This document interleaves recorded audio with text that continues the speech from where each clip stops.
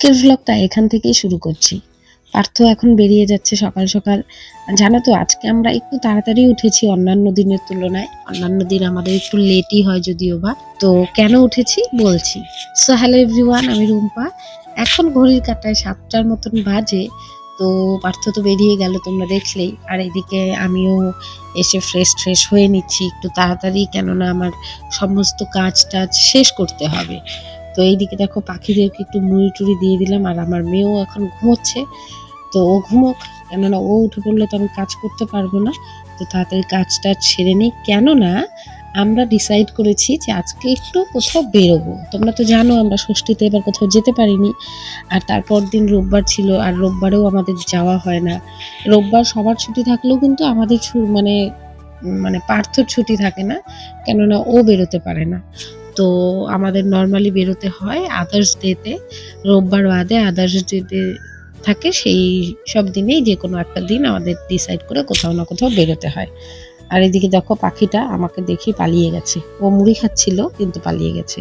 তো যাই হোক, আমি ফ্রেশ হয়ে চলে এলাম। এখন ওইদিকে মাসিও চলে গেছে স্নানে। মাসি উঠে না সকাল সকাল, উনিও ফ্রেশ হয়ে একদম স্নান করে ফেলে, সকালবেলায় স্নান করে ফেলে।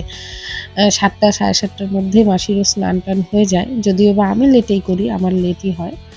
জাস্ট ড্রেসটা চেঞ্জ করে নিই। আর আমার মেয়ে তো ওইদিকে ঘুমোচ্ছে। আর এখন ভাবছি যে কোথায় যাওয়া যায়, সেটা আমরা এখনো ঠিক করিনি। পার্থও ঠিক করেনি। আসলে আমরা কোথায় যাব না যাব কোথাও আগে থেকে ঠিক হয় না, তারপরে তাৎক্ষণিকভাবে আর কি ও আসে। আসার পর হুট করে আমরা ডিসাইড করি যে চলো। অ্যাকচুয়ালি বেশি দূরে তো যেতে পারি না, কেননা ছোট বাচ্চা আছে, ওকে নিয়ে কি আর এত দূরে যাওয়া যায় বলো। অত দূরে যেতে পারি না, কাছাকাছি কোথাও আমরা যাই, সারাটা দিন একটু কাটাই, বাইরে খাওয়া দাওয়া করি, এই আর কি। আর নয়তো বাবার বাড়িতে যাই, মানে আমার বাবার বাড়ি তো কাছেই, খুব কাছেই, তো ওখানেও যাই। তো এইদিকে দেখো মেয়েও উঠে পড়েছে। ম্যাডাম তো উঠে রোজ দিনই ওনার কান্নাকাটি থাকবেই। তো কান্নাকাটি আজও করেছে, কেননা ঘুম থেকে উঠে যদি ও আমাকে না পায় তাহলে তো হয়ে গেল। সবার চোখ খুলেই ওকে সবার প্রথম আমাকে লাগবে।